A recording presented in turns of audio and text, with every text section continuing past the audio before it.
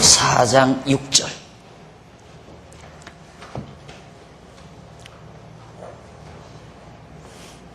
날이 기울고 그림자가 갈 때에 내가 모략산과 유양의 작은 산으로 가리라. 나의 사랑 너의 순전히 어여뻐서 아무 흠이 없구나. 나의 신부야, 너는 레바논에서부터 나와 함께하고 레바논에서부터 나와 함께 가자.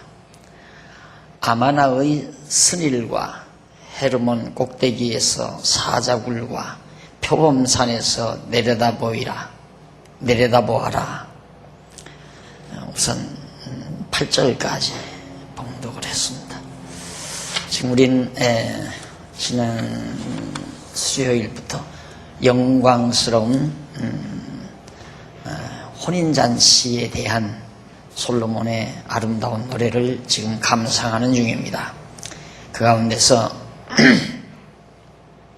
솔로몬의 위엄과 영광스러운 모습에 대한 신부의 아름다운 노래를 비롯해서 신랑이 또 사랑하는 신부의 아름다운 모습에 대한 아름다운 노래를 이미 감상한 바 있습니다. 오늘 저녁은 이제 4장 6절로부터 15절까지 바로 함께 가야 할 신부의 아름다움에 대한 아가를 노래하는 내용을 우리가 살펴보게 되겠습니다. 교재는 4579페이지. 함께 가야 할 신부의 아름다움에 대한 사랑의 노래, 아름다운 노래입니다. 그 가운데서 6절로 이제 봉독해드린 8절을 보면 신부에게 절정에 도달한 사랑의 강물처럼 흐르는 그런 신부에게 절정에 도달한 사랑의 강물을 넘치어 흐르게 하자는 그런 요청을 하는 아름다운 노래로 그렇게 이해가 됩니다. 결혼을 했기 때문에, 영광스러운 혼인을 했기 때문에 신부와 신랑의 사랑은 절정에 도달하게 되죠. 그래서 그 절정에 도달한 사랑의 강물이 한없이 넘치어 흐르게 하자 하는 얘기입니다. 거기 보면 6절에 보면 날이 기울고 그림자가 갈 때에 내가 모략산과 유양의 작은 산으로 가리라 라고 노래를 합니다. 이게 솔로몬이 노래하는 건데, 여기서 날이 기울고 그림자가 갈 때란 말은 해가 저문 어두운 저녁을 묘사한 말이죠. 그리고 모략산과 유양의 작은 산이라는 것은 신부에게서 풍기는 향기가 가득한 사랑의 동산을 바로 그렇게 솔로몬이 묘사한 겁니다. 모략산과 유양의 작은 산, 그러니까 아주 향기가 가득한 그 자그마한 산, 동산이죠. 아름다운 사랑의 동산. 여기가 바로 신부에게서 풍겨나오는 아름다운 향취가 풍겨나오는 신부가 거처하는 사랑의 동산을 바로 그렇게 솔로몬이 묘사를 했습니다. 그러면서 바로 그 내용은 해진 어두운 저녁이 오면 솔로몬 자기 자신이 향내가 가득히 풍기는 신부가 머무는 사랑의 동산으로 내가 찾아가겠다라는 그런 뜻으로 노래를 합니다. 그러면서 솔로몬은 나의 사랑, 너는 순전히 어여뻐서 아무 흠이 없구나라고 신부의 아름다움을 노래합니다. 바로 솔로몬이 사랑의 눈으로 바라본 신부의 미모는 흠집이 있을 수가 없죠. 아무런 흠이 없을 만큼 완벽하고 아름답게 보였습니다. 그래서 바로 미운 온갖 허물을 찾아내지만 사랑은 허다한 허물을 덮는다. 성경에도 사랑은 허다한 허물을, 죄를 덮느니라 라고 했듯이 사랑의 눈빛은 상대방의 허다한 허물을 덮어버리게 됩니다. 하나하나 허물이 드러난다는 것은 그 그만큼 사랑이 식어진다는 징조고 사랑의 눈빛이 사그라진다는 그런 징조가 됩니다. 솔로몬은 실제로 술람미에 사는 여인은 실제 모습은 형편이 없다고 하죠. 그런데 솔로몬에게는 완벽한 아름다운 신부로 그렇게 보이게 됐습니다. 이러한 사실을 솔로몬이 노래한 건데, 이어서 솔로몬은 신부를 향해 너는 레바논에서부터 나와 함께하고 레바논에서부터 나와 함께 가자라고 그렇게 요청을 하면서 노래합니다. 함께 가자. 여기서 가자라는 말, 함께 가자 했을 때 가자라는 말은 보라고 해요. 히브리 말로 보라고 하는데, 이는 가다, 오다, 거하다, 간단 말도 되고 온단 말도 되고 거기 머문단 말도 되고, 자, 이렇게 한 단어가 정말 정다른, 간단 말도 되고 온단 말과 간단 말은 정반대죠. 또 거기다가 머문다, 거한다, 이 말 역시도 전혀 다른 뜻을 지닙니다. 이런 다른 뜻을 지닌 그런 가자라는, 보라는 말은 어떻게 해석해야 되나? 전후문맥에 의해서 해석해요. 전후문맥을 통해서 가자로 번역할 건지 오자로 번역할 건지 아니면 거기 머물자, 거하다 이런 뜻으로 번역할 건지. 그런데 사실 이 본문에서는 전후문맥을 보아서 가자라는 말보다는 거하다라는 뜻으로 번역하는 것이 아주 자연스럽습니다. 여기서 레바논은 가나안 땅 북쪽 지역에 위치한 높고 거대한 산맥을 지적하죠. 가나안 저 북쪽에 레바논산, 아주 높습니다. 그래서 레바논산 위에는 항상 흰 눈이 덮여 있다고 그러죠. 높기 때문에 일본의富士山처럼 레바논산은 항상 위에 하얀 눈이 덮여 있을 만큼 아주 북쪽에 높은 산으로 자리한 산입니다. 그런데 그 레바논 가나안 북쪽 지역에 위치한 높고 거대한 산맥으로서 문학적 의미로 앞서 노래한 작은 산과 대비한 높고 아름다운 산악지역을 말하죠. 그러니까 앞에서 작은 산으로 가자, 그 작은 산으로 내가 가겠다라는 말은 작은 산이 신부 술람미 여자, 술람미에 사는 여자, 자기 아내 신부를 묘사한 거라면, 바로 레바논 산은 웅대하고 장엄하고 아주 정말 거대한 그런 산맥으로서 정말 그 작은 산과 대비해서 아름다운 산악지역을 말하죠. 그래서 솔로몬은 신부와 함께 높은 절정에 달하는 아름다운 상하경지에 거하자는 뜻으로 그렇게 노래합니다. 그러니까 그 높고 웅대한 그 레바논산, 그 레바논산에서부터 이제 봄철 날이 따뜻하면 거기서 눈이 녹아요. 눈이 이렇게 녹으면 골짜기를 타고 그 가나안 전역을 다 적십니다. 이렇게 가나안 평지를 쫙 그 물들이 적시는. 그래서 레바논 산맥의 물들이, 골짜기의 물들이 전 지역을 다 덮을 만큼 그렇게 웅대하고 장엄한 산인데, 그런 산처럼 우리의 사랑을 거대하게, 높게, 절정에 달하도록 그렇게 하자라는 그런 의미로 솔로몬이 그렇게 노래를 한 겁니다.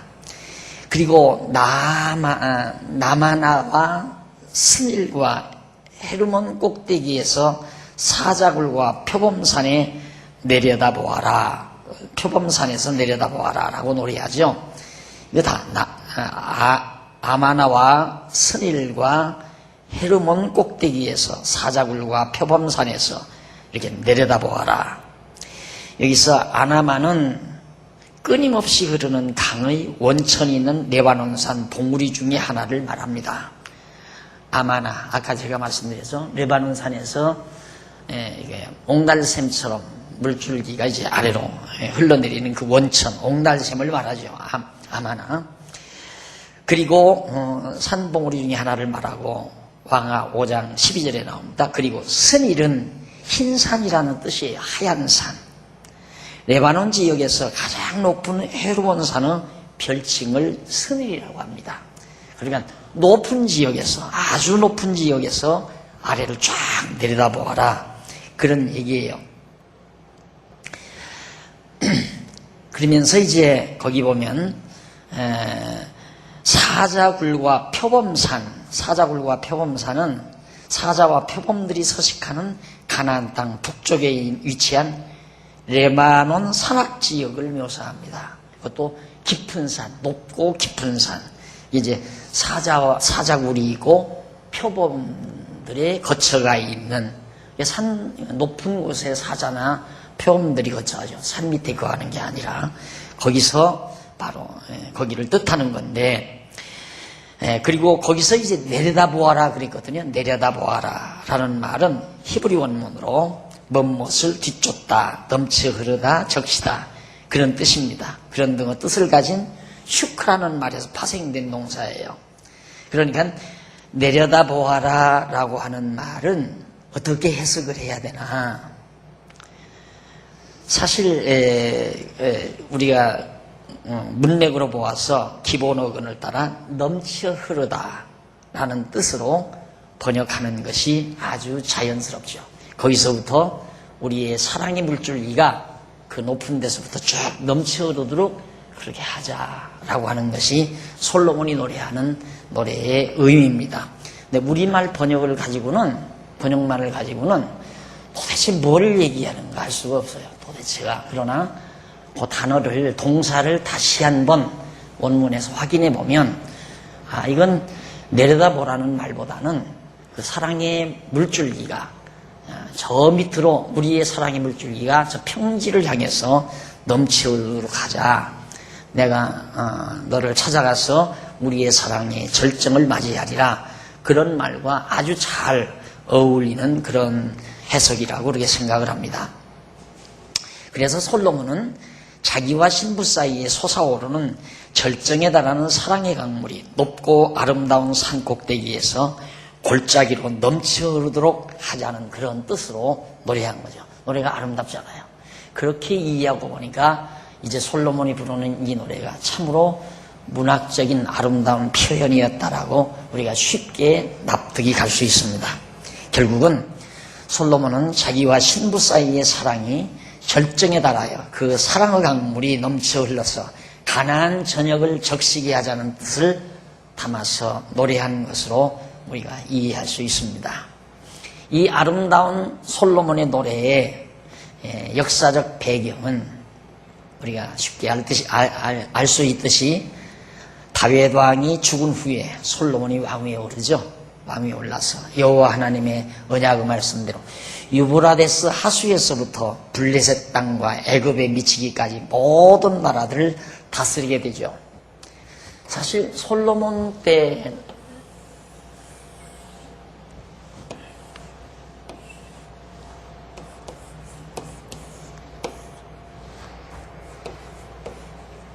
애굽 그리고 유브라데 하수 여기죠. 여기. 이 일대로부터 이 일대를 다 솔로몬이 다 지배합니다.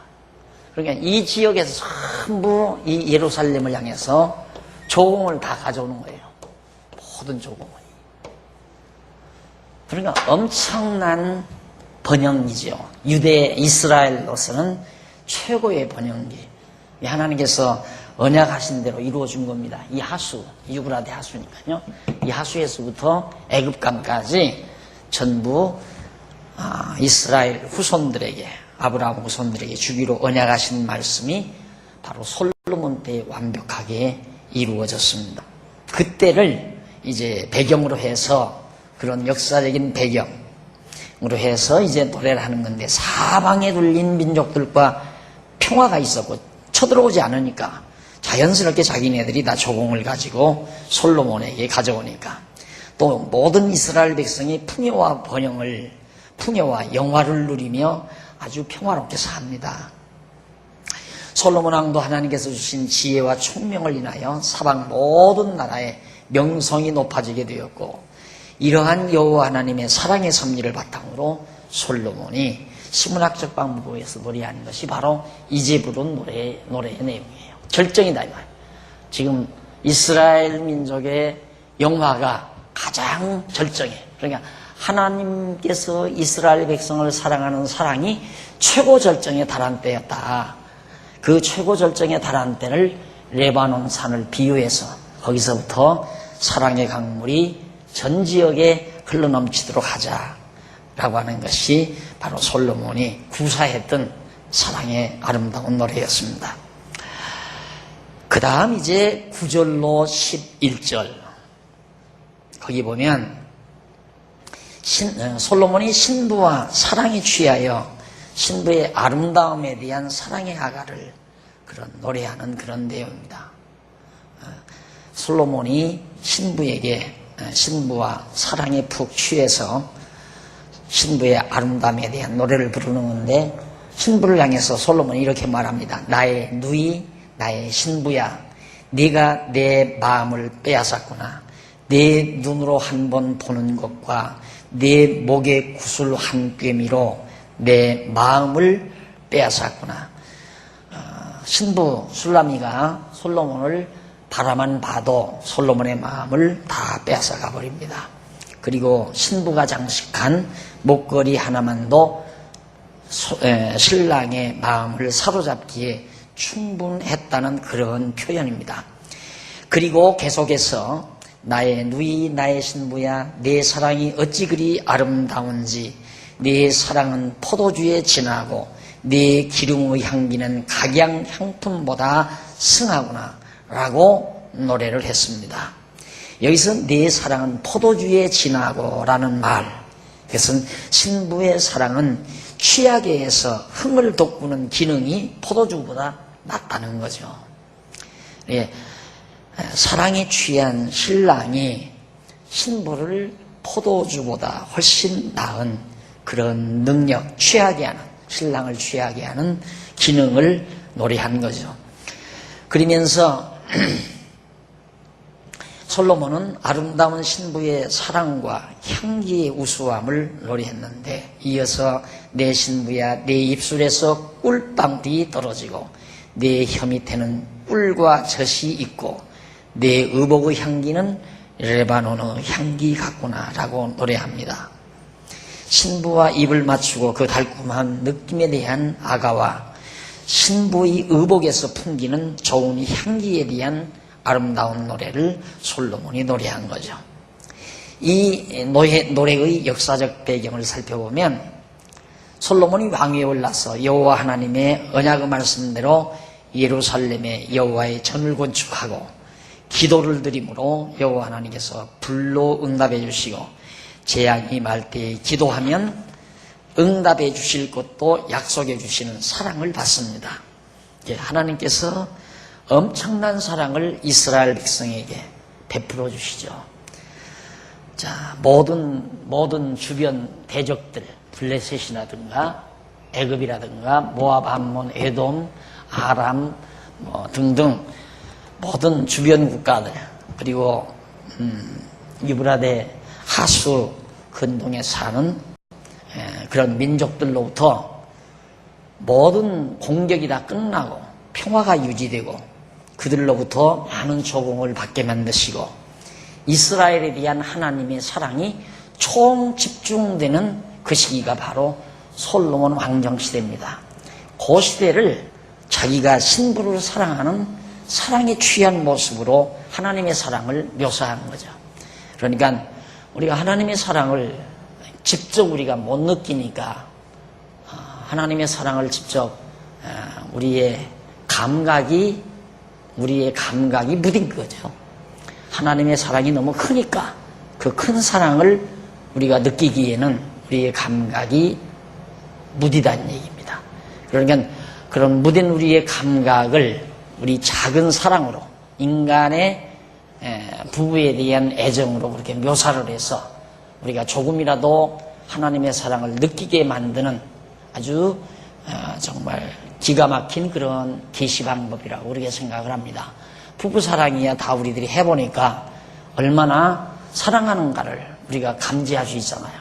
그러니까 네, 우리 남자들은 아내를 사랑한 만큼 하나님께서 이스라엘을 사랑했다 이렇게 느껴야 되는데 그게 비교가 안 되죠. 남편이 아내 사랑하는 것은 인간의 사랑이지만 하나님의 사랑은 절대자의 사랑 아니에요. 그러니까 얼마나 큰 사랑이었나를 알 수가 있습니다. 온통 하나님의 택한 백성들에게 하나님의 사랑의 관심이 총 집중됐던 솔로몬 왕정 시대를 이처럼 아름다운 노래로 솔로몬이 묘사를 했습니다. 자, 그 다음 이제 12절로부터 15절에 보면 신부의 순결함과 아름다운 모습과 끊임없는 사랑에 대한 아름다운 노래를 노래하죠. 아주 신부의 순결함, 아름다운 모습, 끊임없는 신부에 대한 사랑에 대한 아름다운 노래.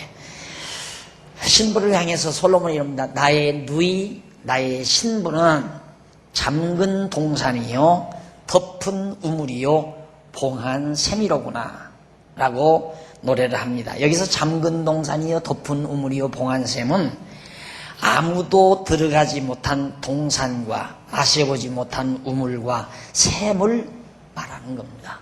아무도 다 잠가놓고 봉해놓고 이렇게 덮어놨으니까 아무도 못 마셨을 거 아니에요. 그러니까 바로 솔로몬의 그 아름다운 순결성, 깨끗하다 이 말이죠. 오직 자, 이걸 보면 사실 이스라엘 백성이 깨끗한 민족이 아니잖아요. 영웅망이죠. 예? 애굽에서 종살이 했을 때 완전히 애굽 사람들 종살이 했고 광야에서 얼마나 하나님을 거부하고 가나안 땅 들어와서도 한두 차례가 아니라 200~300년 동안 사사시대에 모질게 우상을 섬기고 그러다가 또 하나님에게 매를 맞고 또 회복해주면 또 우상 섬기고 그러면서 살아온 민족이란 말입니다. 그런데 하나님께서 이스라엘 백성들을 잠근 동산, 봉한 샘, 덮은 우물 이렇게 묘사할 만큼 깨끗한 동산, 사랑의 동산, 깨끗한 샘물 이렇게 묘사했다는 것은 뭘 의미하는 건가? 하나님의 사랑의 눈빛으로 허물 많은 백성들을 바라볼 때 아무런 허물이 없는 깨끗한 백성으로 이렇게 보여진다는 것, 그렇게 도와주신다는 얘기죠. 이것이 우리들에게 주어지는 감동입니다. 우리 실제로 허물 많고 죄 많지만 그러나 하나님의 사랑의 눈빛으로 우리를 바라볼 때는 정말 깨끗하고 순결한 하나님의 백성으로 하나님이 보아주신다는 것, 그래서 우리를 의롭다고 해주신다는 것, 사도 바울은 이것 때문에 감동했던 겁니다. 로마서에 보면 바울이 감동하는 것은 깊도다 하나님의 지혜와 지식에 부요함이 하고 하나님의 높신 은혜를 찬송하는 것은 죄 많은 허물 많은 나를 의롭다 해서 의인이라 다 덮어주시고 의롭다고 인쳐주시고 하나님의 자녀로 삼아주신 그 놀라운 은혜를 바울이 노래한 것이 로마서 11장에 나오는 말씀이죠. 그런 것처럼 솔로몬도 지금 그 말이에요. 자기 아내가 술람미, 허물 많은 술람미가 잠근 동산이다. 아무도 들어가지 못하게 잠가놓은 동산, 덮어놓은 우물, 아무도 못 마시게, 다 마시지 못하게, 먹지 못하게 봉해놓은 샘물과 같은 자기만의 소유라는 말이죠. 나만의 소유, 나의 소유, 나 하나만의 아내로서 그렇게 노래하는 솔로몬의 노래는 바로 사랑이 담겨진 노래라고 그렇게 생각을 합니다.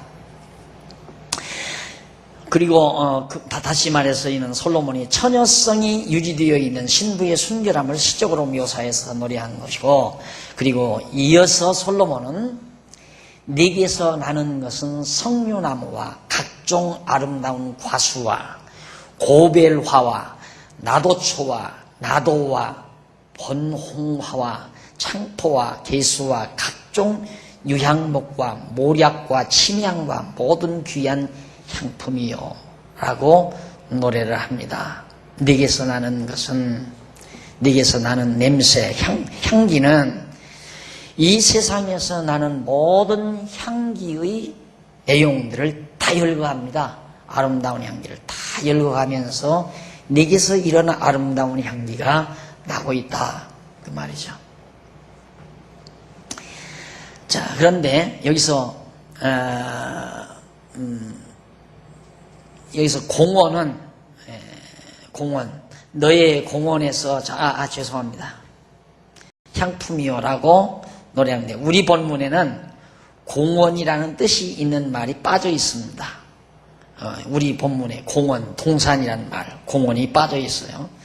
그런데 이 공원을 넣는다면 신부를 향해서 너의 공원에서 자라나는 것은 공원, 사랑의 동산, 사랑의 공원에서 자라나는 나무들은, 향내 나무들은 여차한 것들이다, 그런 얘기예요. 그래서 이 공원이라는 말, 아름다운 신부에 대한 시적 표현입니다. 공원이 아름답잖아요. 공원이 아름다운데 자기 신부를 공원으로 비유합니다. 그러니까 내게서 자라나는 향나무들은 아름다운 향나무들이 다 자라나는 거예요.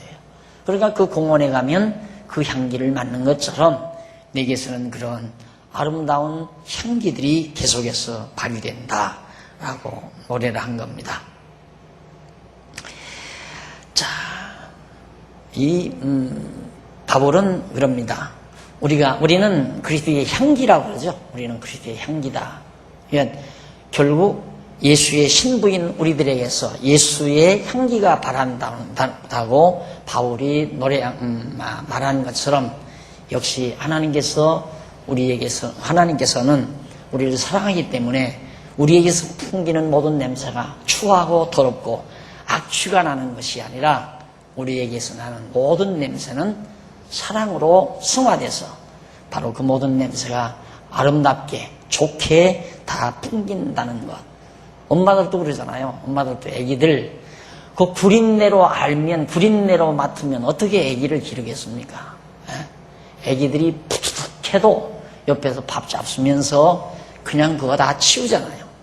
그걸 구린내로 나는 게 아니라 사랑의 코로 맡기 때문에 그 냄새가 아름답게 고소한 냄새로 다가오는 거죠. 그런 것처럼 하나님께서도 우리 죄가 썩어가는 냄새, 추하고 악취가 가득한 우리들의 냄새가 하나님의 사랑의 코로 맡으실 때에는 그것이 아름다운 향기처럼 풍겨나온다라는 그런 의미를 바로 담고 있는 것이 이 노래의 역사적 배경이라고 생각하시면 됩니다. 그 다음 신부를 향해서 너는 동산의 샘이요 생수의 우물이요 레바논에서부터 흐르는 시내로구나. 아주 내용이 앞부분에서부터 쫙 다 그러죠. 우리의 사랑이 레바논에서부터 강물처럼 쫙 흘러서 내 동산에서 나는 그 향기와 함께 온 지면에 우리의 사랑의 강물이 넘쳐 흐르도록 하자. 그런 의미로 바로 시가 작성이 되어 있습니다. 구상이 되어 있습니다. 그래서 너는 우물이요 레바논에서부터 흐르는 시내로구나 라고 노래합니다. 다시 말하면 아름다운 공원과 같은 신부의 사랑이 끊임없이 샘이나 우물처럼 솟아서 시냇물처럼 계속해서 그 사랑이 흐른다는 그런 뜻으로 노래를 했습니다. 그러니까 하나님의 사랑은 끊임없이 신부에게서 계속 신부를 사랑하는 신랑의 사랑처럼 하나님께서 이스라엘을 사랑하는 사랑은 끊임이 없다는 것을 우리가 다시 한번 알아볼 수 있습니다. 그 역사적 배경을 다시 한번 살펴보면 솔로몬이 왕위에 올라 여호와의 전 낙성식을 거행한 후에 모든 것을 갖춰서 규례를 따라 절기를 지키고 제사장을 세워 반차들하고 여호와 하나님께 제사를 드려 그를 섬기도록 그렇게 했습니다. 이러한 하나님의 사랑의 섭리를 바탕으로 솔로몬이 노래한 거죠. 백성들은 솔로몬이 성전 지어놓고 얼마나 하나님 잘 섬겼습니까? 그냥 계속해서 제사장들은 제반차 따라서 제사를 꼭꼭 번제를 드리고 그리고 또 백성들은 하나님의 뜻에 따라서 순종하고 그러면서 정말 하나님의 마음을 흡족하게 해드렸던 그런 시대, 최고 절정의 시대, 솔로몬 왕정 시대를 배경삼아 노래한 겁니다. 자, 이렇게 솔로몬이 노래한 이런 노래들은 신랑과 신부의 영광스러운 혼인잔치에 대한 노래를 통하여 여호와 하나님의 조건 없는 크신 사랑, 하나님의 사랑은 정말 아무런 조건 없는 크신 사랑을 찬양하는 겁니다. 그런데 이게 이렇게도 너무 분명한데도 우리는 계속해서 조건을 생각하죠. 너 그렇게 해가지고 하나님 사랑 받겠느냐? 나 같은 게 어떻게 하나님의 사랑의 대상이 돼? 항상 자기 조건을 생각하거나 타인의 조건을 내세우는 경우, 내가 이렇게 하면 하나님이 나를 더 사랑하겠지. 이것이 벌써 조건부지요. 그래서 내가 항상 성경을 해석할 때 성경에는 조건부가 없다. 이 조건부라는 건 상대적이에요.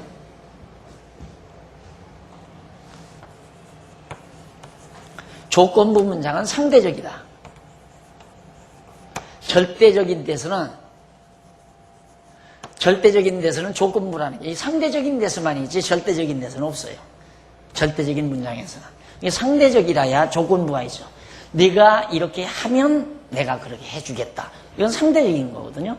그러나 절대자이신 하나님에게서는 그런 조건부, 우리 인간이 사용하는 조건부의 그런 언어가 통용되지 않는 거예요. 일방적이에요. 이게 무조건이란 말입니다. 그래서 여기 바로 우리가 지금 배워나가는 것이 하나님의 무조건의 사랑, 무조건 사랑, 조건 없는 사랑에 대한 노래를 지금 우리가 살피는 중이거든요. 하나님은 아무 조건 없이 자기의 깊으신 뜻에 따라서 만세진의 우리를 선택한 거고, 그 선택에 따라서 이렇게 하나님께서 우리를 사랑해 주시는 거고, 그것이 바로 이 노래가 담고 있는 중요한 핵심 진리입니다. 자, 그 다음 이제 4장 16절 하나 봅니다. 4장 16절 보면 바람에 향기 날리기를 원하는 신부의 아가를 노래합니다. 아까 지금까지는 15절까지는 신랑이 노래한 거예요. 신부를 향해서. 그런데 4장 16절은 그 답례로 신부가 한마디 딱 노래를 합니다. 16절. 북풍아 일어나라, 남풍아 오라. 나의 동산에 불어서 향기를 날리라. 나의 사랑하는 자가 그 동산에 들어가서 그 아름다운 실과 먹기를 원하노라 라고 노래를 합니다. 자, 북풍아 일어나라, 남풍아 오라. 나의 동산에 불어서 향기를 날리라. 나의 사랑하는 자가 그 동산에 들어가서 그 아름다운 실과 먹기를 원하노라. 자, 여기서 솔로몬은 북풍아 일어나라, 남풍아 오라, 나의 동산에 불어서 향기를 날리라는 신부의 아름다운 노래를 솔로몬이 이제 노래한 겁니다. 네, 북풍은 주로 가을과 겨울에 부는 찬바람이죠. 북풍. 반면에 남풍은 주로 봄이나 여름에 부는 온화하고 따뜻한 바람을 말합니다. 그리고 여기서 동산은 앞서 언급한 아름다운 동산으로서 신부 스스로를 동산이라고 묘사한 거고요. 그래서 신부는 봄, 여름, 가을, 겨울 할 것 없이 언제나 동산에 바람이 불어서 자기 사랑의 향기를 날리라는 뜻으로 그렇게 노래를 한 겁니다. 자, 여기서 이제 북풍아 불어라, 남풍아 불어라. 1년 내내지요. 1년 내내. 근데 북풍은 차가운 바람이기 때문에 환란, 시련 이런 의미도 포함되는 거죠. 남풍은 온화하고 따뜻한 것이기 때문에 평화롭고 정말 순조로운 그런 의미를 담을 수도 있습니다. 그래서 우리의 삶 속에, 내 삶 속에 고난과 시련이 다가와도 내게서는 신랑을 향한 내 향기가 끊임없이 풍겨난다. 시련이 오면 시련이 올수록 더 아름다운 향기가 풍긴다.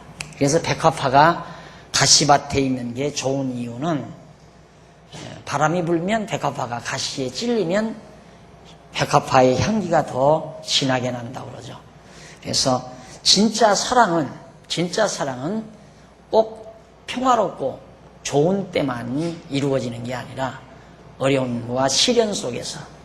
그래서 여러분 그 영화 같은 거 보면 막 전쟁과 사랑 그런 것도 보면 막 그 어려운 때 막 사랑이 무르익어 가잖아요. 또 보통 이제 남녀의 사랑도 그렇습니다. 아주 막 그 평화로운 때, 풍요롭고 평탄한 때에 사귀는 사귐보다는 서로가 어려운 때 등록금이어서 고생하고 정말 직장 못 잡아서 용돈이 없어서 고생하면서 길거리에서 호떡 사 먹어가면서 익어간 사랑, 그런 사랑들이 더 진지한 것처럼, 어려울 때 사귀었던 그런 사랑들이 진지한 것처럼, 북풍아 올 테면 와라, 남풍아 불 테면 불어라. 그 바람이 곧 우리의 사랑의 향기를 날리게 되면 이 향기를 맡고 내 사랑하는 님이, 솔로몬이 이 동산 내게로 와서 그 아름다운 실과를 먹기 원한다. 아름다운 과일을. 동산, 이것도 역시 자기 자신을 말하는 거고, 향기도 술람미 여인의 풍기는 사랑의 향기를 말하는 거고, 과일도 아름다운 과일 역시 신부 자기 자신을 의미하는 겁니다. 그래서 나의 사랑하는 자가 그 동산에 들어가서 그 아름다운 실과 먹기를 원한다고 그렇게 노래했는데, 그 동산 역시 신랑의 소유인 신부 스스로를 말한다. 향기처럼 신부가 역시 따라와서 신부의 소유가 된 자기에게 신랑이 찾아가 들어와 자기 아름다운 사랑의 열매를 먹어주기를 바라는 그런 노래로 이해됩니다. 이 노래 배경, 역사적 배경은 지혜와 총명을 주셔서, 하나님께서 솔로몬에게 지혜와 총명을 주셔서 동양 모든 사람의 지혜와 애굽의 모든 사람의 지혜보다 뛰어나게 해주십니다. 최고의 지혜자로 솔로몬을 하나님께서 세워주죠. 그래서 솔로몬의 지혜의 소문이 모든 민족의 왕들에게 전해지도록 그렇게 하셨습니다. 이러한 하나님의 사랑의 섭리를 바탕으로 솔로몬이 심락적 방법에서 노래를 하죠. 그러니까 가장 뛰어나게 솔로몬을 승하게 만드신 하나님의 섭리. 그러니까 솔로몬은 자기가 하나님 앞에, 자기는 하나님 앞에는 신부지만 술람미 여인에게는 신랑의 자리로, 이게 두 몫을 자기가 하는 거예요.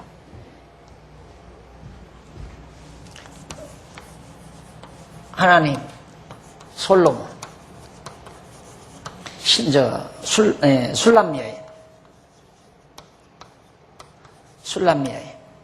여기에서 솔로몬은 신부 역할, 신랑 역할, 이 두 역할을 하면서 노래를 하는 거예요, 지금 아가서가.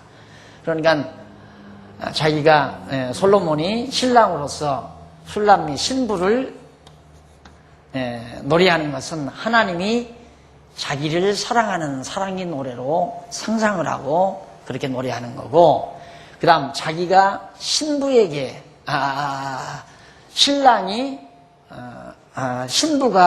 신부가 신랑을 노래하는 그 노래는 자기가 신부로서 신랑이신 하나님의 사랑을 노래하는 그런 노래로. 그래서 솔로몬 자신이 신부 역할도 하고 신랑 역할도 하면서 아가서 노래를 계속해서 불러가는 겁니다. 자, 이 조건 없는 사랑을 우리는 충분히 여기까지 해서 살펴봤으리라고 생각을 합니다. 그 다음 이어서 5장 1절 넘어갑니다. 5장 1절 넘어가면, 나의 누이, 나의 신부야, 내가 내 동산에 들어와서 나의 모략과 향재료를 거두고 나의 꿀송이와 꿀을 먹고 내 포도주와 내 젖을 마셨으니 나의 친구들이 먹으라, 나의 사랑하는 사람들아 마시고 많이 마시라. 이제 잔치에 와서 마음껏 먹고 즐기라 그런 얘기죠. 여기서 나의 누이 나의 신부야 내가 내 동산에 들어와서 나의 모략과 향재료를 거두고 나의 꿀송이와 꿀을 먹고 내 포도주와 내 젖을 마셨으니 라고 노래했는데 내 동산은 물론 앞서 언급한 아름다운 동산과 같은 신부를 말한 거고 모략과 향재료 역시 신부에게서 풍겨나오는 사랑의 향기, 꿀송이와 꿀은 활력을 주는 달콤한 신부의 사랑을 말하고 내 포도주와 내 젖은 흥을 돋구어 만족감을 주는 신부의 뜨거운 사랑을 묘사한 그런 말들입니다. 자연의 모습들을, 자연의 것들을 다 등장시켜가지고 사랑을 이렇게 노래한다고 하는 것은 그렇게 쉬운 일은 아니죠. 솔로몬의 지혜로부터 나온 그런 내용이라고 그렇게 생각합니다. 신부의 깊고 뜨거운 사랑을 나눈 사실을 심화학적 방법으로 노래한 거죠. 그러니까 이미 이제는 신랑과 신부가 합방을 한 거예요. 이러고 나서 이제 친구들을 향해서 먹고 마셔달라. 우리의 사랑을 축하하기 위해서 잔치를 먹고 마시라. 그러면서 나의 친구들아 먹으라. 나의 사랑하는 사람들아 마시고 많이 마시라. 그리고 노래하죠. 이는 솔로몬이 잔치를 베풀고 친구들이나 사랑하는 사람들과 같은 자기 측근들을 초대해서 마음껏 먹고 마시자고 하는 권하는 그런 뜻으로 노래합니다. 자, 그러니까 신랑 신부가 신랑 신부의 사랑은 힘을 발휘한다라는 얘기죠. 사랑은 힘을 발휘한다. 그런데 어떻게 생각하느냐 하면 너무 부부가 옛날 부모들이 자꾸만 이제 홀로 된 시어머니가 귀한 아들 장가 보내놓고 절대 며느리하고 한 방에서만 자지 못하게 한다고 하잖아요. 가운데 끼어가지고 산다. 왜? 우리 아들 몸 약해진다고 그런다고 하잖아요. 이게 이제 몰라서 그런 거죠. 미련해서. 근데 사랑이 없는 성행위는 인간을 병들게 만듭니다. 그건 물어볼 거 없는 거예요. 사랑이 없는 성행위는. 그러나 사랑에 기초한 성행위는 절대 미약하게 만드는 것이 아니라 강한 힘을 불러준다. 지금 솔로몬이 노래한 얘기죠. 그런데 바로 이런 진리는 우리가 이 세상 사는 동안 가장 절대적인 힘을 가져다 주는 것은 신랑 대신 영원한 우리 하나님의 사랑을 우리가 느끼고 살 때 진짜 거기로부터 모든 힘이 솟구친다는 사실을 우리는 실제 신앙생활을 통해서도 경험해 볼 수 있죠. 좌절하고 절망 가운데 빠졌다가도 하나님의 사랑이 감동될 때 새로운 힘을 얻고 다시 일어나게 되고 또 정말 소생하는 새로운 삶을 살아가는 그런 예를 얼마든지 볼 수 있습니다. 그래서 오늘 우리 인간들이 부부 생활을 통해서 깨닫는 중요한 진리는 인간은 필히 절대자이신 하나님의 사랑에 감동을 받아야 산다. 그 감동 없이는 모든 것이 허무하고 의미 없고 가치 없고 그걸 노래한 것이 바로 전도서입니다. 헛되고 또 헛되도다. 모든 것이 헛되도다 라고 노래한 솔로몬의 노래야말로 하나님의 사랑 없이는 아무것도 의미 있는 것이 없다라는 그런 노래가 되겠습니다. 자, 이러한 노래, 이 5장 1절에 대한 이 노래는 역시 두말할 것 없이 솔로몬이 성전 건축하고 낙성식을 베풀어서 번제와 소제, 감사제를 드리면서 14일 동안 엄청난 큰 잔치를 베풉니다. 백성들로 하여금 시간 먹고 즐기도록. 그러니까 결혼식 때가 언제냐? 하나님과 이스라엘 백성의 결혼식은 하나님께서 가나안 땅에 나라를 세워놓고 솔로몬, 다윗이 그렇게 지으려고 했던 성전을 못 짓잖아요. 이건 솔로몬을 통해서 짓게 만들어요. 그 성전이 바로 이스라엘 백성과 하나님이 만나주는 처소입니다. 그 성전이. 그래서 거기가 바로 사랑의 동산이고 그 성전이 하나님과 이스라엘 백성의 사랑의 보금자리가 되는 겁니다. 그 시기를 배경으로 해서 지금 솔로몬이 노래한 거예요. 자, 이상에서 우리는 하나님의 자비성이 얼마나 대단한가를 우리 알 수 있습니다. 인간의 사랑으로도, 인간의 사랑을 받고도 힘을 얻고 살아가는데, 예를 들어서 신랑감이 없어요. 그러니까 시집갈 대상이 없다 이 말입니다. 아무것도 재미가 없죠. 신랑이 없으면. 또 신랑 역시도 마찬가지죠. 대상이 없어요. 그럴 때는 고생하는 것도 정말 절망스럽고, 좋은 것이 있어도 존 줄 모르고. 그러나 사랑이 시작이 되면 모든 게 다 의미로 다가와집니다. 의미 있게 다가와져요.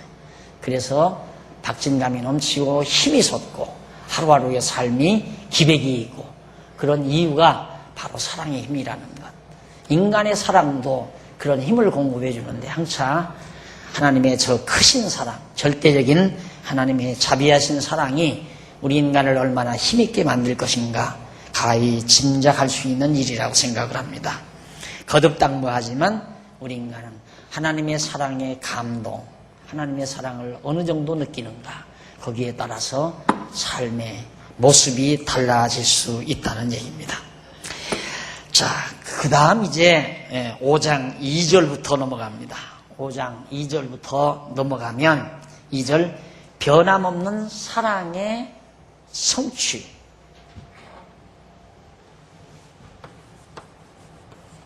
변함없는